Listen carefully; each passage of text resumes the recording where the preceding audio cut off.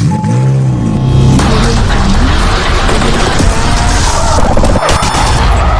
not forget to subscribe to the channel and activate the bell to receive all news. Thank you, my dear friend, for your support. لا تنسوا الاشتراك في القناة وتفعيل الجرس ليصلكم كل جديد.